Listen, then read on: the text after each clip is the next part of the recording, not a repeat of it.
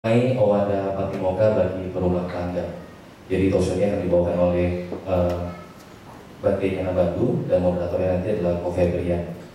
Untuk itu, untuk bersekian waktu kita langsung saja. Saya berserah kepada Ko Febrian untuk membawakan.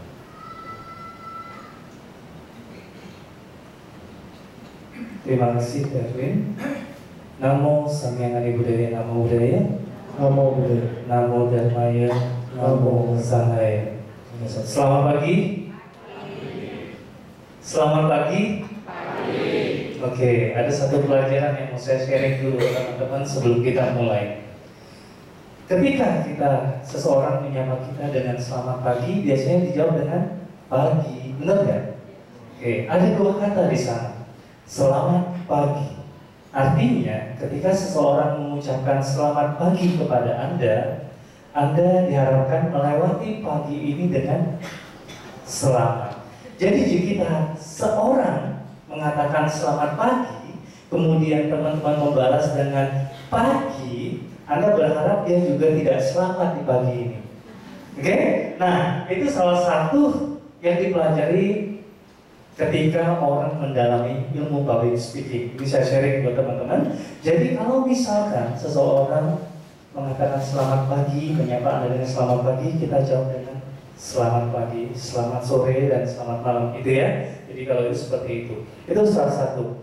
Nah, pada pagi hari ini kita berkumpul di sini tentunya hanya satu jawaban yang pasti adalah mengumpulkan kebajikan. Dan hari ini kita akan memperingati Hari Magha Puja. Saya tidak akan berkata banyak mengenai Magha Puja karena nanti akan dibawakan oleh Bante Nyana Bandu. Beliau akan membabarkan sebenarnya apa yang kita lakukan, apa yang kita maknai ketika kita memperingati Magha Puja, ya. Nah, teman-teman sekalian, hari ini kita akan lalui kurang lebih, ini saat ini 10.40. Seperti biasa, kalau kebaktian ceramah itu sampai jam 12, ya. Sampai pukul 12, berarti kita punya kurang lebih 1 jam 20 menit, ya, 1 jam 20 menit. Nanti pembabaran akan disampaikan kurang lebih sampai 45 menit sampai 61, tergantung nanti di depan, ya. Bante membabarkan. Kemudian Anda punya kesempatan untuk bertanya. Anda boleh bertanya mengenai Magha Puja sendiri atau hal yang berhubungan dengan Magha Puja, ataupun nanti kira-kira ada yang ingin Anda tanyakan yang langsung spesifik pertanyaan kepada Bante. Oke? Nah, sebelum kita mengundang Bante yang membantu, saya akan membacakan profil beliau supaya teman-teman tahu Bante yang membantu ini seperti apa, ya. Bante yang membantu Sakya dengan nama kecil Burmansyah atau dikenal dengan panggilan nama Apinwu, lahir di Sungai Liat, Bangka pada tanggal 28 Oktober 1985. Beliau adalah anak ketiga dari 3 bersaudara. Artinya pada tahun ini beliau baru berusia 31 tahun.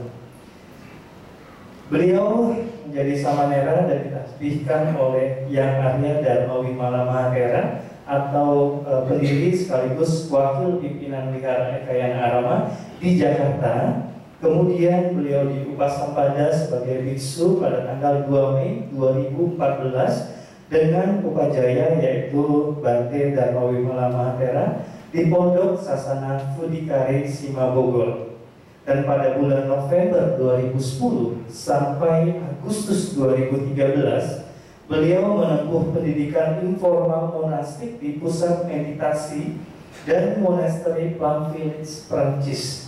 Ya, itu berarti kurang lebih 3 tahun.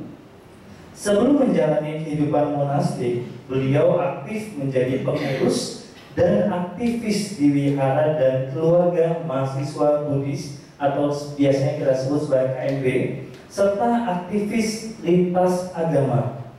Setelah tamat kuliah, beliau juga pernah menjalani sebagai karyawan di beberapa perusahaan swasta dan pekerja sosial penuh waktu di komunitas Buddhis.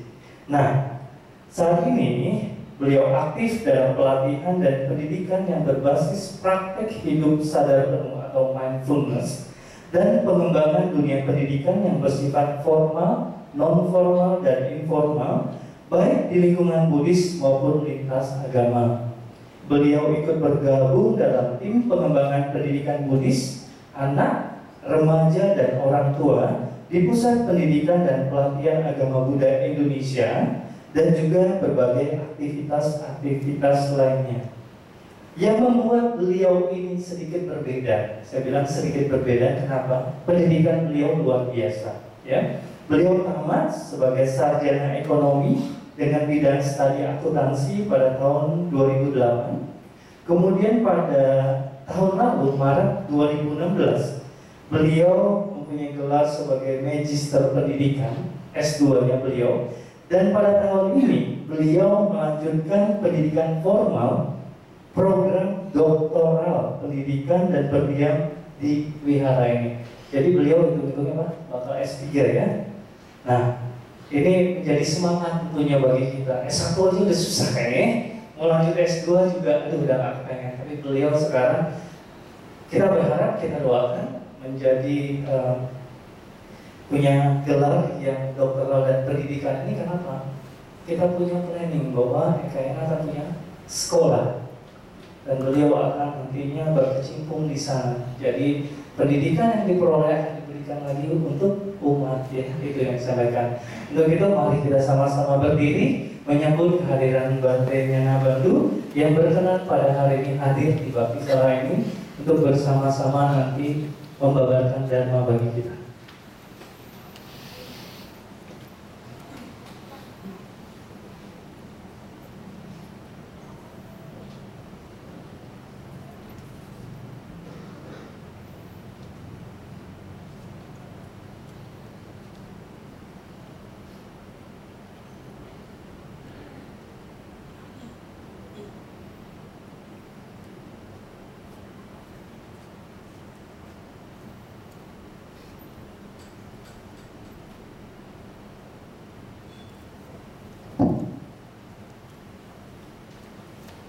Dipersilakan dulu.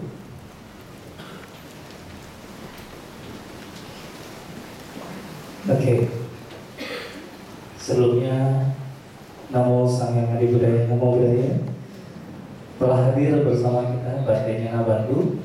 Kalau bicara mengenai sahabat, bicara mengenai penyemangat, kami berdua ini kalau lagi ada sesuatu sering hanya WhatsApp saja, kemudian sudah menemukan jawaban.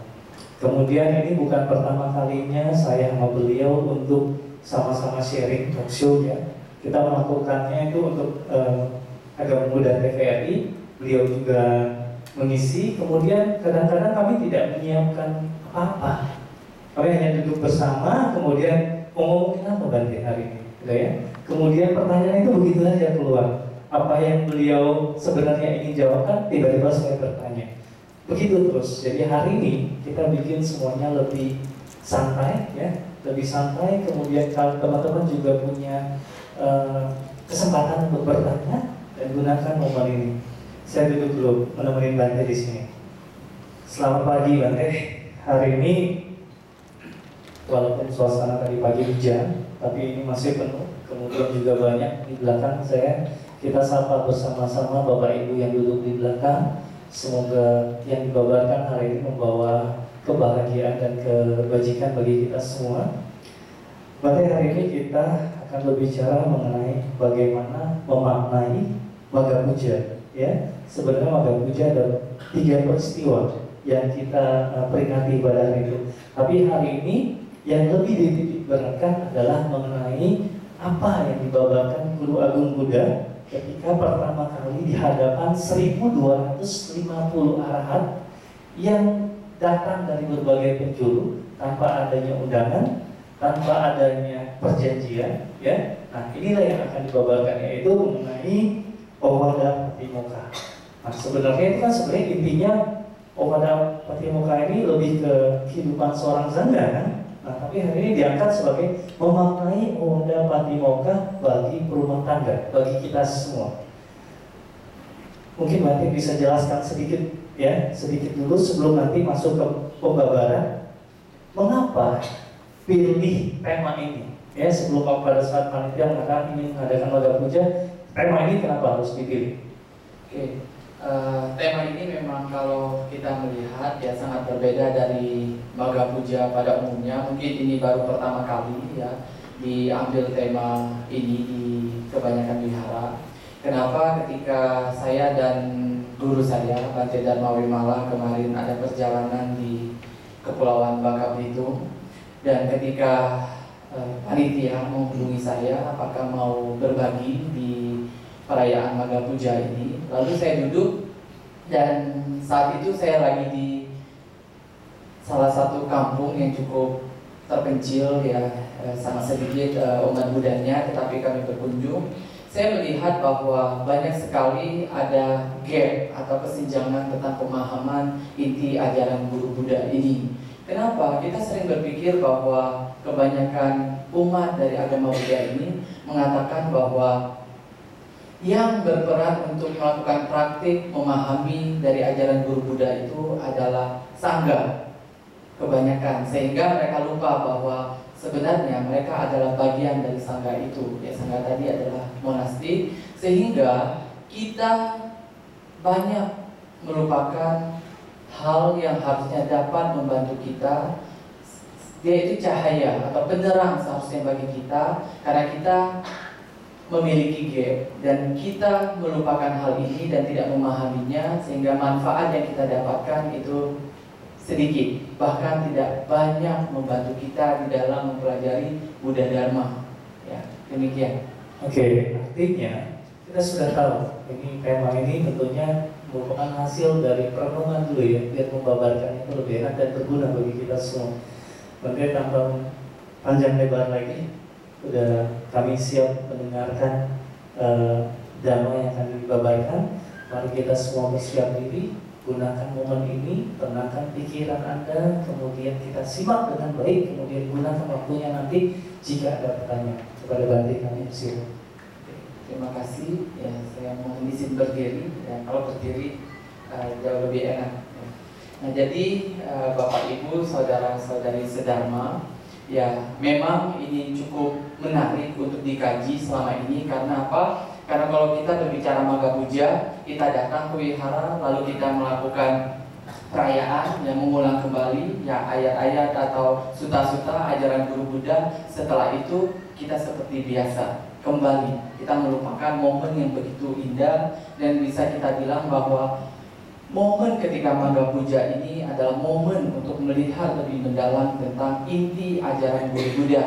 Ya, selama ini kita tahu maknanya apa, sudah berlalu bagi kita. Nah, padahal momen Maga Puja ini akan memberikan kita sebuah makna manfaat yang luar biasa di dalam menapaki jalur pembebasan sejati.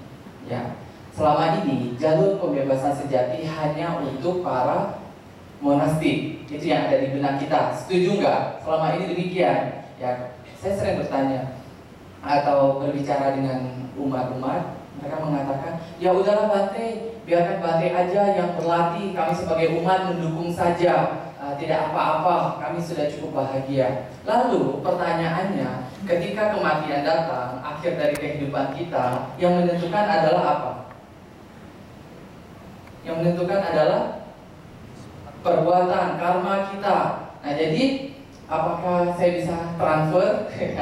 Itu tidak. Jadi intinya adalah kita semuanya bertanggung jawab atas diri kita. Ya, bagaimana kita berupaya untuk mendapatkan kebebasan sejati tadi melalui inti ajaran guru Buddha. Ya. Nah, jadi hari ini kita berupaya untuk memaknai, ya, bukan mengubah isi dari peristiwa yang ada di Maga Puja, tidak. Jadi kita harus melihat warna dari kata memaknai tadi, bahwa kita di sini ya kami berupaya untuk mengajak ya para bapak ibu untuk memaknai dari Owada Patimokkha ya, di dalam perayaan Maga Puja ini ya, melihat lebih mendalam.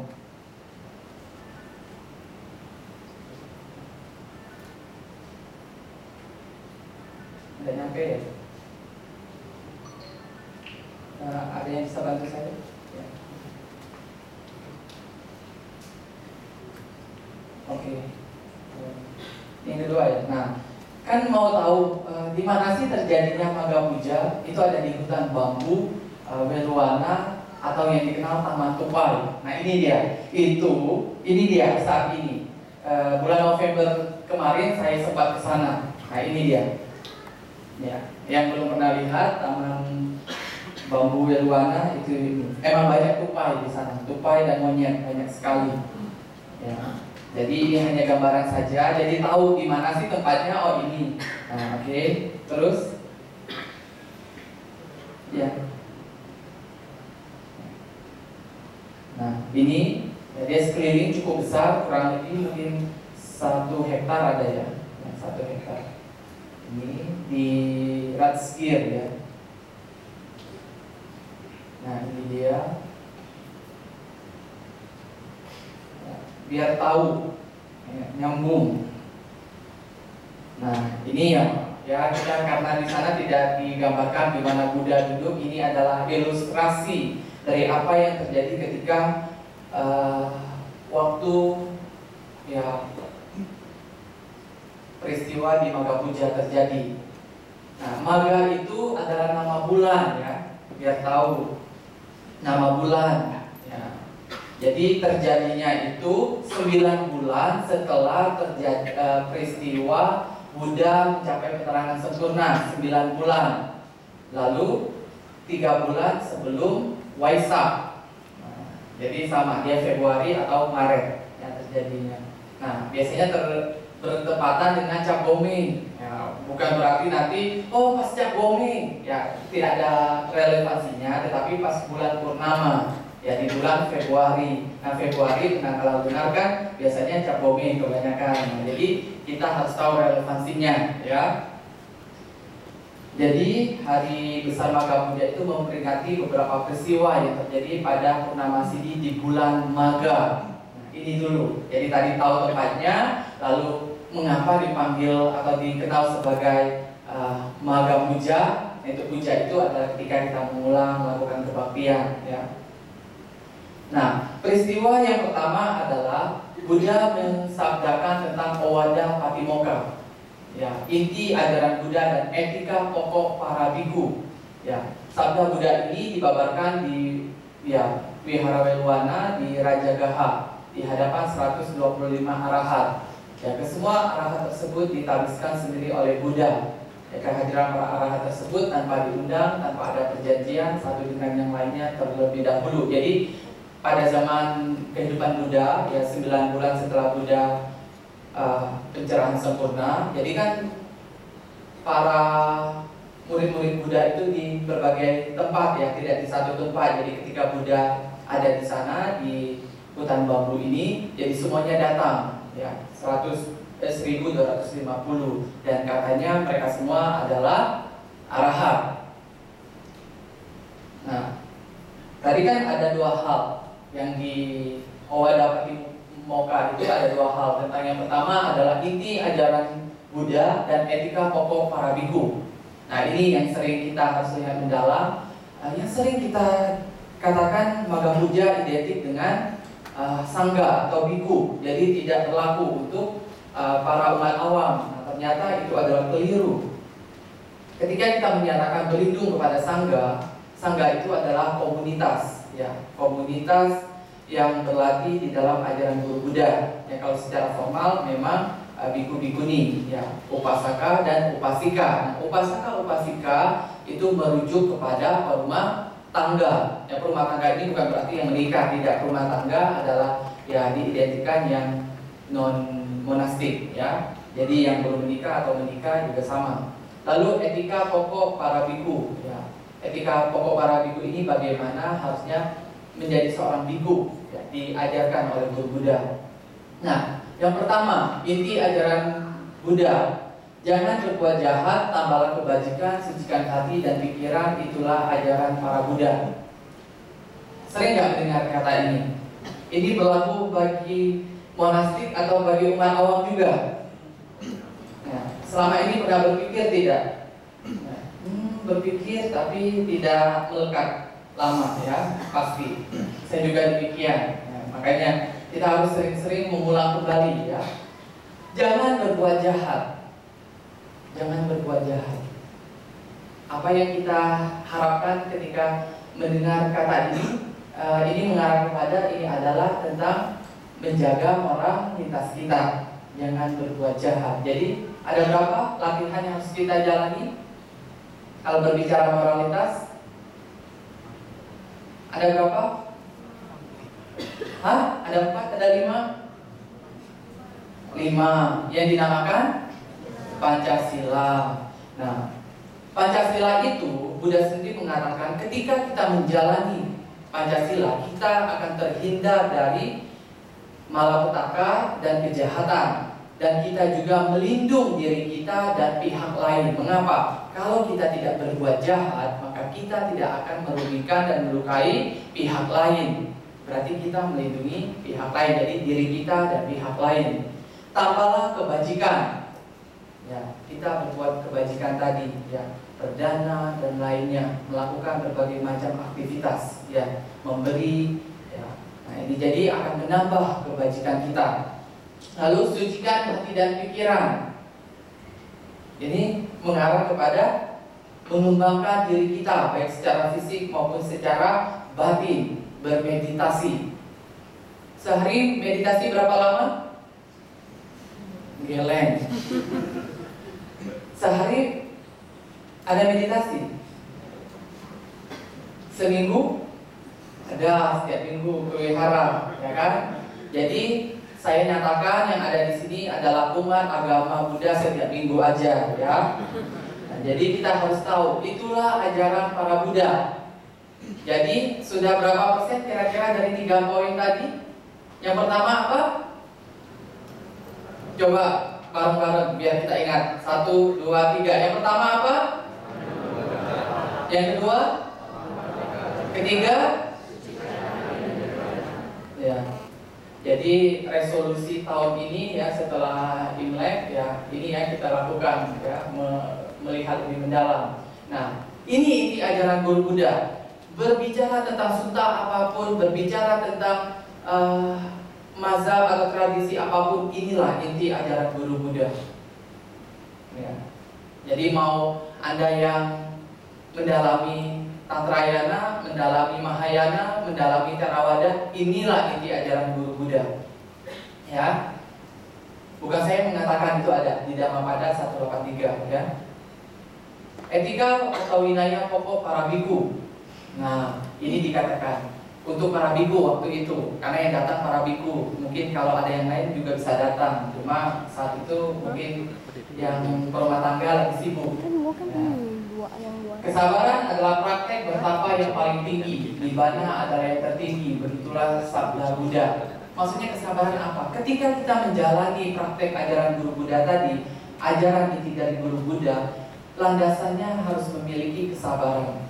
Mengapa? Karena proses dari berlatih itu butuh waktu.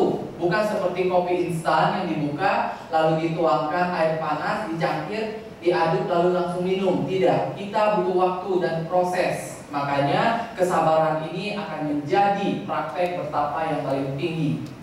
Ya, saya ngomong bertapa ini nanti image-nya pergi ke gua, ke gunung, ya tanpa baju, lalu duduk bersila. Tidak, itu banyak di film-film kungfu ya. Tidak.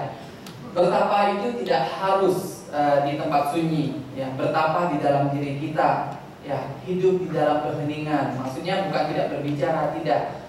Kita tahu apa yang sedang terjadi di dalam diri kita dan di luar diri kita. Ya, kita bisa tinggal di dalam sebuah keramaian, ya, apalagi di kehidupan kota Jakarta. Ya, jadi jangan mengatakan bahwa praktek agama Buddha tidak sesuai dengan kehidupan modern, itu salah. Ya, karena sekarang kehidupan modern banyak mengarah kepada pengetahuan yang baru dan cocok di dalam pendekatan agama Buddha, baik secara pendidikan maupun secara teknologi.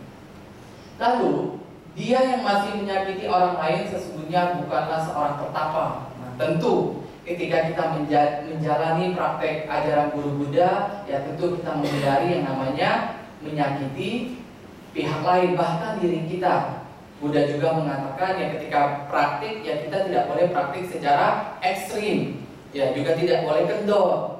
ya, tetapi harus jalan tengah. Ya, tapi kalau di jalan raya jangan jalan tengah ya, nanti ditabrak. Nah, jadi maksudnya adalah kita tahu bagaimana kita dapat menguatkan praktek kita. Kita tidak boleh terlalu terseret dengan ekstrim. Biasanya kalau orang lagi excited ya, dia bersemangat, euforia, oh semangat.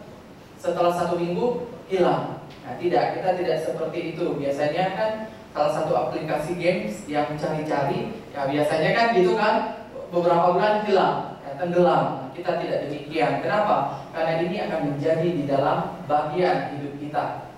Lalu, tidak menghina, tidak menyakiti, dapat mengendalikan diri sesuai patimokkha, ya, aturan-aturan kehidupan monastik ya patimokkha ini. Memiliki sikap moderasi dalam makanan, berdiam di tempat yang sunyi, giat mengembangkan batin dan luhur, inilah ajaran para Buddha. Saat itu Buddha mengatakan kepada pertapa para biku-biku, oh para biku, kalian sebagai para biku, biku ya saat itu banyaknya biku, ya kalian harus melakukan ini. Ya, ini adalah etika dan moral menjadi seorang pertapa. Nah, ketika membaca ini relevan nggak dengan kehidupan para rumah tangga? Karena yang dibicarakan oleh guru Buddha adalah etika dan moral. Nah, jadi sangat-sangat relevan. Makan, memiliki sikap moderasi terhadap makanan. Oh para biku, kalau makan itu ya jangan terlalu ya dipenuhi dengan rasa serakah. Kita harus penuh dengan kasih sayang ketika makan. Kita tahu apa yang kita makan, bagaimana kita memperlakukan makanan itu, sehingga memunculkan pengertian dan kasih ketika kita menyantap hidangan makanan tadi. Relevan tidak? Berlaku enggak untuk kita semua? Berlaku. Nah, jadi hal-hal seperti ini sangat relevan. Dia sangat kontekstual, dia sangat manusiawi, dan ini terjadi di dalam kehidupan kita sehari-hari. Ya. Lalu peristiwa yang kedua, Buddha memberi anugerah penghargaan Dhamma kepada Arya Sariputta dan Moggallanathera sebagai siswa-siswa utama.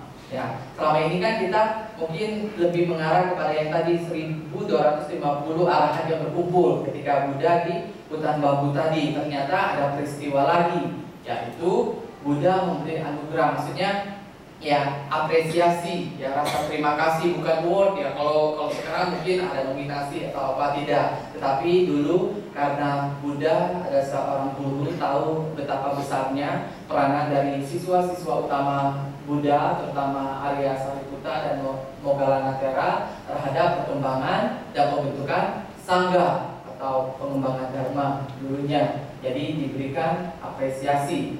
Ya, mungkin tidak ada piala saat itu. Ya mungkin seperti apa ya kita tidak dijelaskan lebih lanjut. Lalu yang ketiga, nah ini mungkin jarang sekali dikumandangkan ya, karena tidak semua yang memunculkan hal ini, tetapi di dalam teks dan yang lainnya itu mengatakan hal ini, bahwa sebelum 3 bulan Buddha parinibbana, dia sudah memberitahu bahwa 3 bulan lagi akan parinibbana. Parinibbana jadi pada bulan apa? Waisak. 3 bulan sebelum Waisak, bulan Februari atau Maret. Nah, setelah tadi yang 1250 yang datang itu setelah 9 bulan setelah pencerahan sempurna, Maret atau Februari. Nah, jadi 3 hal ini. Ya, 3 hal ini. Jadi selama ini kita merayakan Magha Puja, mengenang kembali peristiwa ini untuk apa? Pernah nggak bertanya? Nggak pernah, ya kan? Boro-boro wihara aja mikir ya, sehingga kita tidak terlalu memberikan porsi untuk melihat hal ini lebih mendalam. Tetapi ketika kita mengetahui hal ini akan memberikan dampak yang sangat signifikan terhadap perkembangan diri kita kalau berbicara tentang Buddha Dharma. Ya. Nah, lalu makna atau implikasi perayaan Magha Puja bagi perumah tangga apa? Nah, jadi yang pertama adalah para perumah tangga dapat memaknai di dalam kehidupan mereka yakni inti ajaran Guru Buddha tadi. Apa tadi yang 3? Pertama apa? Jangan berbuat jahat. Yang kedua, tambahkan kebajikan. Yang ketiga, kira-kira Bisa nggak melakukan hal ini? Bisa nggak? Tuh diem, aduh nggak berani, nggak yakin. Ya harusnya bisa. Mengapa? Segala sesuatu yang ada di dalam kehidupan kita sehari-hari ini itu tidak jauh dari 3 aspek ini dan sangat mudah untuk kita melakukannya. Nah, yang jadi pertanyaan, bagaimana melakukannya? Nah, di sini saya tidak akan mengupas hal itu. Nanti ya di WH kita akan ada sesi-sesi tertentu. Nah, itu tugas kita untuk mengeksplor atau melihat lebih mendalam. Sebenarnya untuk mendalami inti ajaran guru Buddha itu seperti apa sih? Ya, kita harus tahu secara tekstual, kita harus tahu secara kontekstual, maksudnya secara tertulis dan aplikasinya di dalam kehidupan kita sehari-hari.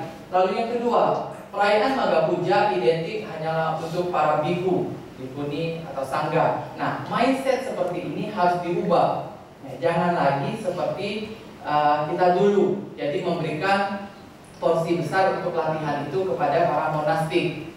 Ya, padahal ya, kita memiliki ya tugas masing-masing untuk ya mempraktekkan Buddha Dharma demi manfaat diri kita dan pihak lain. Nah, kalau monastik ya sebutannya adalah praktisi penuh waktu, dia full time. Kalau rumah tangga dia part time. Ya, seharusnya itu kurang tepat ya, hanya berbeda situasi dan kondisi yang dibatasi oleh aturan-aturan yang dijalani oleh kehidupan monastik, tapi selebihnya adalah kita semuanya sama.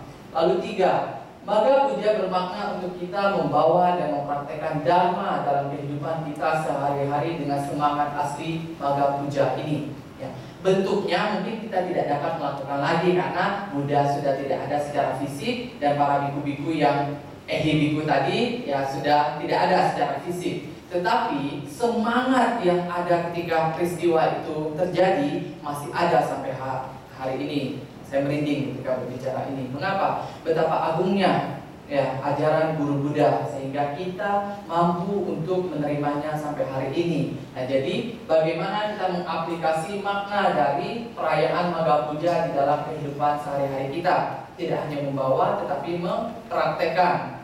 Pernah dengar kata engage Buddhism dan apply Buddhism? Nah, ini sangat luas ya. Ini gerakan yang dilakukan oleh ya beberapa biku besar di dunia tentang agama Buddha.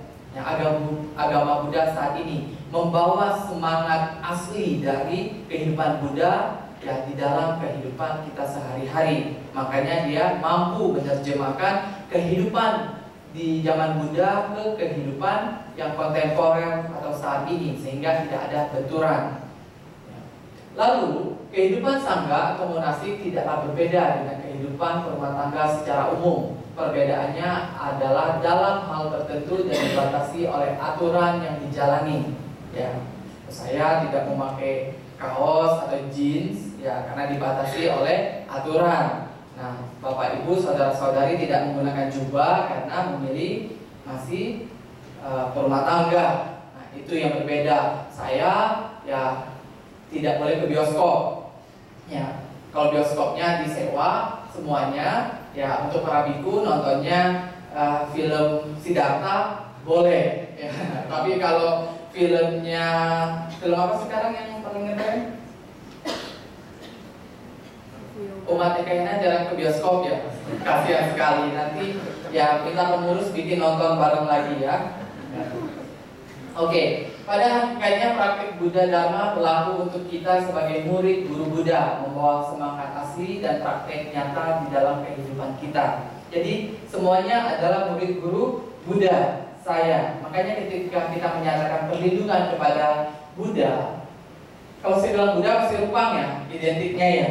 Oh, kita datang, aku berlindung kepada Buddha. Tidak demikian ya. Berlindung yang di depan kita ini adalah representasi dari sosok 2500 tahun yang lalu sebagai seorang guru yang menunjukkan jalan pembebasan bagi kita. Secara fisik sudah tiada. Kita sebagai manusia ini akan terbantu ketika ada representasi seseorang yang membantu kita ya untuk menunjukkan jalan. Jadi bukan ke rupangnya tetapi ke sosoknya. sehingga dapat menjadi teladan bagi diri kita. Yang kedua, berlindung kepada benih-benih kemudahan yang ada di dalam diri kita. Buddha mengatakan setiap makhluk apapun memiliki kesempatan untuk menjadi seorang Buddha, yang maksudnya dia mencapai sebuah pencerahan dan terbebas dari penderitaan. Pesan dari perayaan Maga Puja adalah untuk kita semua, tidak hanya para monastik, tetapi bagi para sahabat rumah tangga juga. Jadi selama ini kan kalau melakukan perayaan Maga Puja yang ada di benak teman-teman semua bahwa hanya mengulang kembali, ya merayakan, melakukan parita-parita, dan selebihnya kita memiliki mindset bahwa ini hanya untuk para monastik. Jadi mulai hari ini diubah mindsetnya, bagaimana memaknai setiap acara-acara atau peringatan hari-hari besar di dalam agama Buddha. Memaknai inti ajaran Guru Buddha adalah upaya untuk menerangi jalan pembebasan sejati yang sedang kita tempuh. Sebenarnya untuk apa sih berbicara dari tadi inti ajaran Guru Buddha, buat apa? Lalu relevansinya dengan kami maksudnya mengarah kepada teman-teman sebagai rumah tangga itu apa? Nah, ini yang harus kita lihat lebih mendalam sebagai upaya untuk menerangi jalan pembebasan sejati yang sedang kita tempuh. Saya nggak tertangkap kok mau bebas. Kenapa? Sebenarnya bebasnya seperti apa? Nah, hakikatnya bahwa kita harus mengembangkan fisik dan batin kita secara seimbang agar mampu bebas dari penderitaan yang kita hadapi. Ya, bukan berarti kehidupan sebagai umat Buddha itu penuh dengan penderitaan dan kita menjadi pesimis. Tidak, bahwa ketika kita mampu melihat segala sesuatu yang kita anggap penderitaan, sehingga kita akan memunculkan yang namanya kebahagiaan. Ya, jadi aspek antara negatif positif itu ada di dalam diri kita. Nah, banyaknya di dalam kehidupan kita ini sangat rapuh. Kenapa? Apa yang kita lakukan selama hidup kita, yang mulai dari pikiran kita, lalu bermanifestasi di dalam ucapan kita, lalu bermanifestasi di dalam perbuatan, berulang-ulang dilakukan menjadi sebuah kebiasaan, dan kebiasaan ini membentuk menjadi sebuah karakter dan akhirnya menjadi diri kita. Nah, tergantung apa yang dilakukan. Ya, dari yang mulai dari pikiran, dari ucapan, lalu perbuatannya, lalu diulang-ulang, akhirnya ya jadilah diri kita. Inti ajaran Guru Buddha. Balik lagi, ya tambahkan, janganlah berbuat jahat. Nah, jangan berbuat jahat. Kalau pikirannya tadi diawali oleh yang berbuat jahat, nah lalu bermanifestasi dengan ucapan yang jahat, melakukan perbuatan jahat, berulang-ulang, jadilah karakter kita dan jadi diri kita. Kira-kira apa?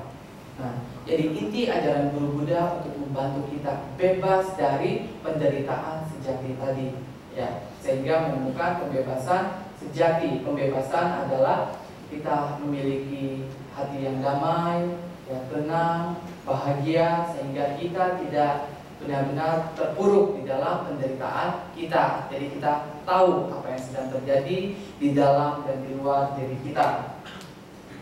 Nah, itu yang dapat saya sampaikan, bahwa sangat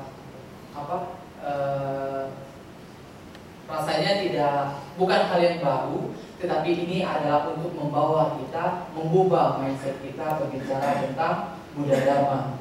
Ya, ini saja yang dapat saya sampaikan, karena apa yang disampaikan terlalu banyak nanti akan membuat bingung.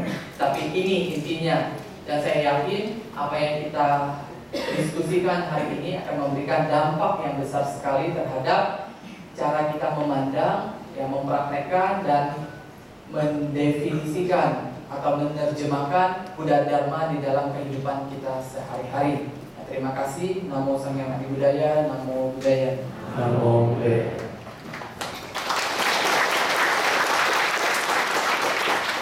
Oke, terima kasih kepada Bante Nyana Bantu yang sudah membabarkan mengenai inti dari memperingati Maga Puja. Teman-teman mungkin sudah ada pertanyaan, tapi sebelum itu ada 2 pertanyaan yang ingin saya babarkan terlebih dahulu kepada Bante. Tadi ketika membabarkan, Bante Nyanabantu banyak mengatakan mengenai mendalam, ya. Mendengar mendalam, kemudian menyimaki secara mendalam. Mungkin banyak dari teman-teman ini belum mengerti, Bante, yang maksudnya mendalam ini apa, gitu kan? Mungkin dibabarkan dulu karena tidak semua orang mengerti apa yang dibabarkan tadi mengenai mendalam ini maksudnya seperti apa yang dibutuhkan bagi kita untuk bisa mendalam, ya. Itu lebih lanjut bisa dibabarkan.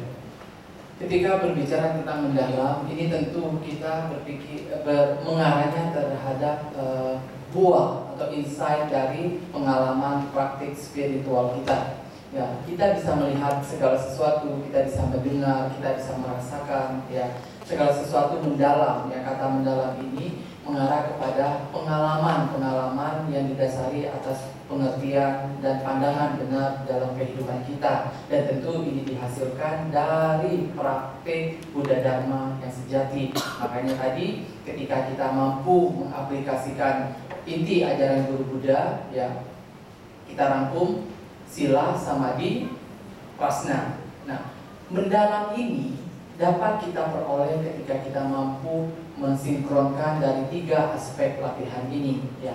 Dari secara fisik, ya, kita mampu untuk menjalani moralitas kita, lalu kita tambahkan, ya, dengan mensucikan hati dan pikiran kita. 2 aspek dari inti ajaran Guru Buddha itu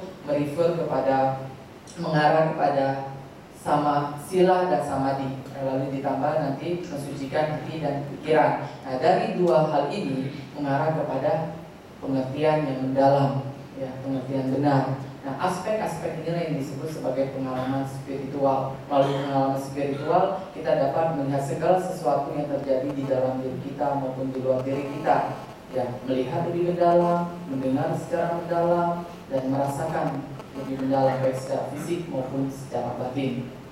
Oke, jadi nangkep ya apa arti mendalam tadi. Kalau boleh saya sampaikan lebih singkat kata-kata itu mungkin begini.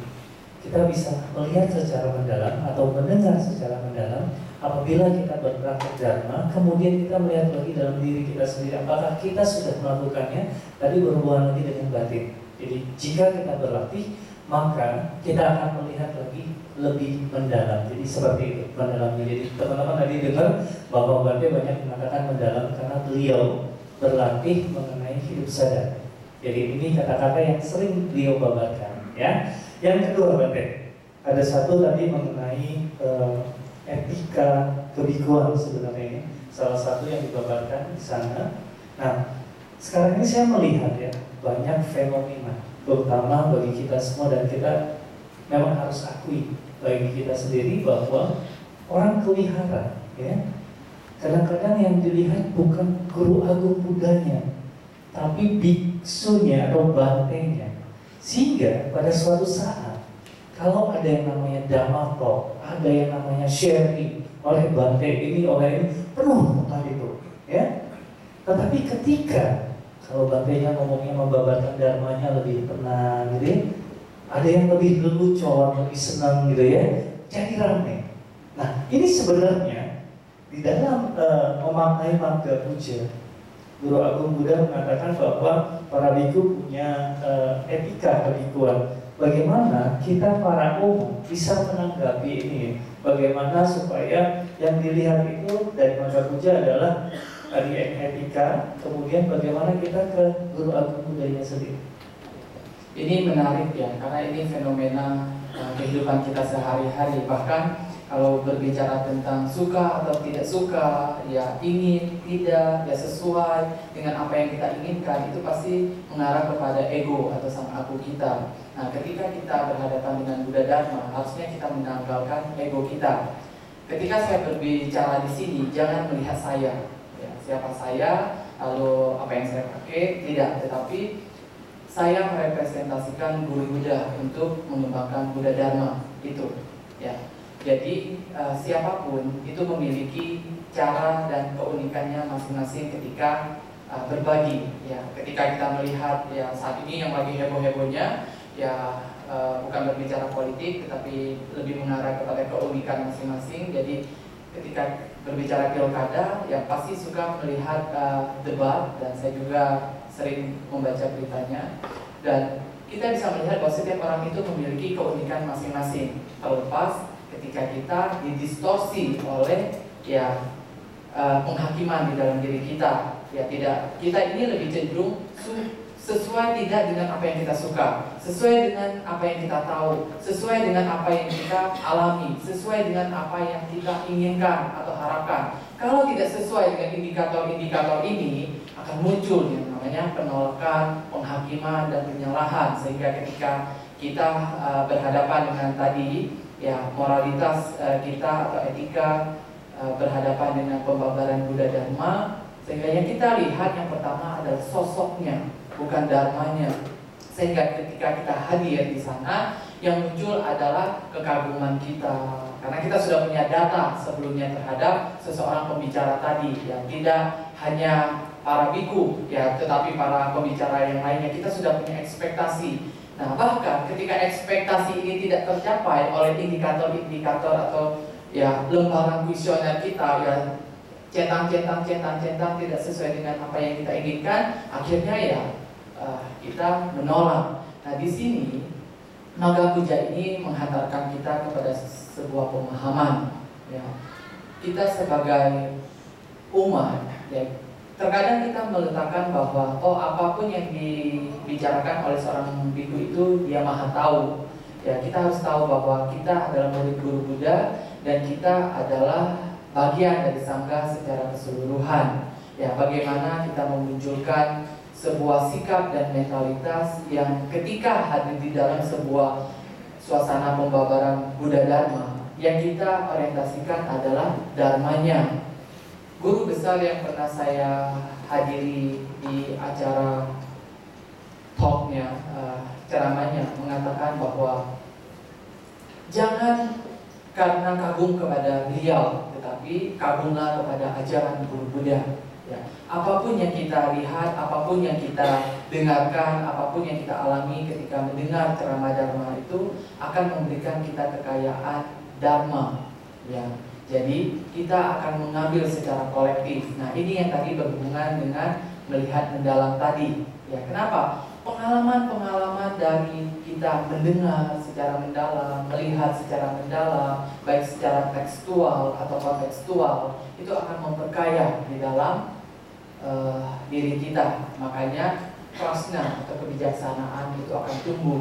Kita harus tahu bahwa tahap dari sila, samadhi, dan prasna itu adalah tidak langsung ke prasnanya, tidak, tetapi dia ada jeda atau ada bagian di mana antara sila samadhi menghantarkan dulu ke pengertian yang benar. Pengalaman-pengalaman yang telah dilakukan berbagai macam hal itu akan mengantarkan kepada kebijaksanaan. Dia ngerti, dia benar, lalu dia menjadi bijak. Nah, jadi etika-etika seperti inilah yang akan kita hantarkan di dalam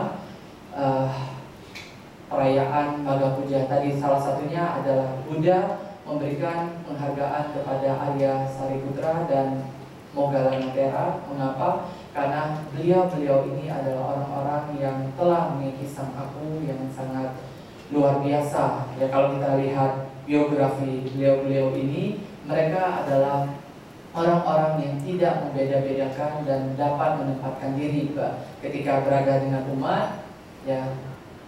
Moggallana selalu memberikan contoh-contoh teladan, dan Sariputra yang terkenal dengan kecerdasannya. Nah, jadi intinya adalah kita harus mampu untuk membawa inti ajaran guru Buddha ini, lalu tadi menyakiti di dalam diri kita.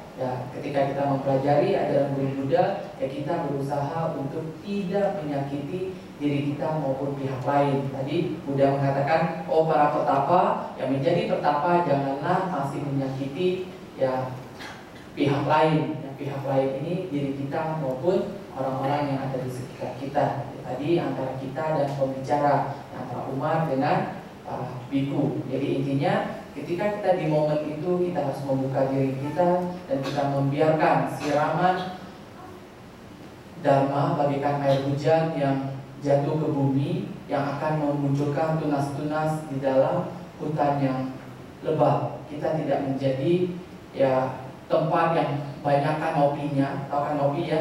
Ya lalu air hujan itu tidak nyampe ke dasar bumi, sehingga benih-benih yang ada di dalam bumi itu, bumi ini adalah diri kita, sehingga tidak tumbuh seperti yang seharusnya terjadi. Oke, terima kasih. Jadi ini pembahasan ini berguna bagi saya, bagi teman-teman juga, supaya pelan kita yang namanya tadi dikatakan bahwa berlatih ya, semua itu untuk berlatih. Nah, setelah mendengarkan penjelasan tadi, ada yang ingin bertanya? Silakan angkat tangan, hanya cukup sebutkan nama Anda, kemudian langsung bertanya. Nanti Bante akan langsung menjawab pertanyaan tersebut. Mungkin kami mulai, silakan. Ada? Silakan. Oh, Kevin, ketemu ya. Yang teman-teman yang di belakang kan udah ada, tolong langsung ke pinggir saja, kemudian nanti biar gampang ya. Oh iya, silakan yang depan dulu, Kevin dulu mungkin ya. Nanti yang mau bertanya berikutnya langsung ke sini aja, jadi gampang. Iya. Oke, silakan. Ya, Namo Buddhaya Bante, terima kasih untuk kesempatannya. Saya ingin bertanya mengenai intisari ajaran Buddha yang khususnya poin ketiga, sucikan hati dan pikiran.